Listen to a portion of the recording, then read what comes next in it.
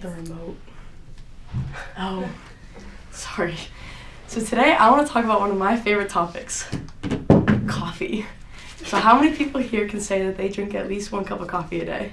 Being completely honest. And how many of those people drink like Starbucks? I know you do. So if you're like a typical American or just a college student in America, you probably drink a lot of coffee. Sometimes too much. I drink like 3 cups of coffee a day. I know it's a problem. I've gone through like a 54 pack of coffee since being here. I know it's a problem, but it's okay. So on average, typical in America, we drink an insane amount of coffee, like $40 billion worth of coffee every year, according to the National Coffee Association.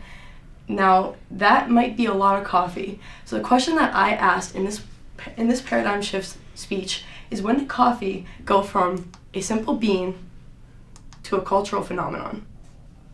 So it all started in the first wave of coffee. This was in the 1800s, and I got this off a website called Go Coffee Go. It started the 1800s, and it went all the way up to 1950 and then into the modern time.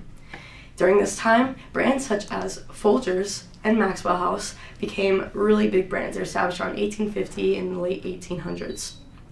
These brands, with slogans such as "the best part of waking up is Folgers in your cup" and Maxwell House, "good to the last drop," are all really popular slogans today. In fact, it's kind of ironic. I actually have both these brands in my dorm right now, and that was before I even made this presentation. I just thought that was kind of funny. So with these two products, coffee started to go more into the homes of Americans. Unfortunately, there's a stereotype that only men could drink this coffee, this warm beverage, for some reason. Back in the day, they had these coffee houses, and in these coffee houses, there was important businessmen that would drink their important coffee and talk about important business things. But it wasn't really a thing for women to drink coffee. Carrying on this stereotype was former President Theodore Roosevelt. So not only was he a president, but he was an outdoorsman, and everyone knew him as the manly man.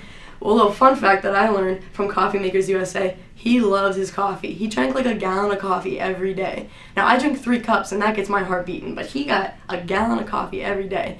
He probably had some issues, but it's okay, because he really liked his coffee.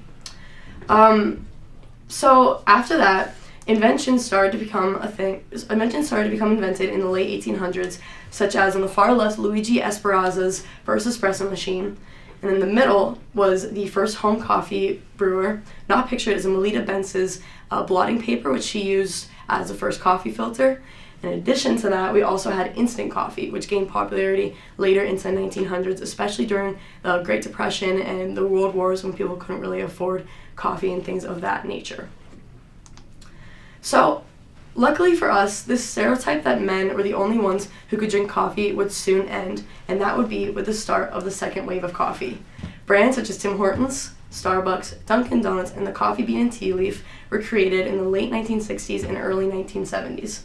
With these brands, people were given more variability in what they were allowed to have. You couldn't just have a black coffee anymore. Now you could have whatever you wanted. Starbucks in particular really liked this trend. In the 70s, they came out with the Cafe Latte, which is an espresso-based drink with steamed milk. This was the first of its kind in America, but not the first of its kind in general. The Starbucks, and this comes exactly from the Starbucks website, went to Milan, Italy, and he saw an espresso bar, and he said, "I want my company to be just like that." So with this added variability, they added the gourmet part of their coffee, and with that, an increase in prices. And along with that, they could focus on things other than just the coffee. They could focus on the quality instead of just the quantity. After that, they started focusing on things such as the sustainability. For instance, their cups today are made from almost 100% reusable materials. And just recently, this past Friday, they gave reusable holiday cups out to everyone, and they ran out. So that was a little bit of a touchy subject for them, but they still tried their best to be environmentally friendly. Carrying on after that, they started to really focus on things such as the community. In their company, they actually offered their workers full-time health benefits, which was a giant change for a place such as a coffee shop. People never really thought that coffee could be the thing that how people got the health care, but it is. So personally, I worked at a coffee shop for 2 years, and I experienced a mini paradigm shift for myself, as I made some of my best friends from working at a coffee shop. Now, I don't know if it was because we drank coffee together or because we suffered together in 8-hour shifts, but we became really good friends, and I blame coffee. So what is it about this beverage that everyone enjoys so much? Well, think of the TV show Friends. So in Friends, they're always at Central Perk in New York. They're always drinking their own coffee, but they're always together and they're always talking as friends. Starbucks creates this air of variability as well as being unique to yourself. You can get whatever you want in your coffee. You can get extra vanilla shots, extra espresso, extra hot. You can get a different size from other people. You can even get coffee that doesn't have coffee in it. I don't know how that works, but you can still do it. You can be as unique as you want and still have your friends surrounding you. So what does this mean for us? What is the point of all of this? Well, if you're like most people, you probably have your own special coffee order. Everyone goes to Starbucks and knows exactly what they want to say. Personally, mine is a grande cinnamon almond milk caramel macchiato.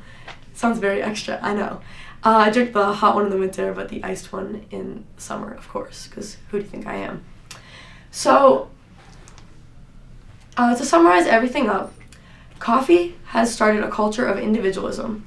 Not only has the shift occurred in how we consume coffee, but it's also occurred in how society perceives coffee. Today, not only is coffee for men, not only is it for women, not only is it for college students, coffee is for everyone. Thank you.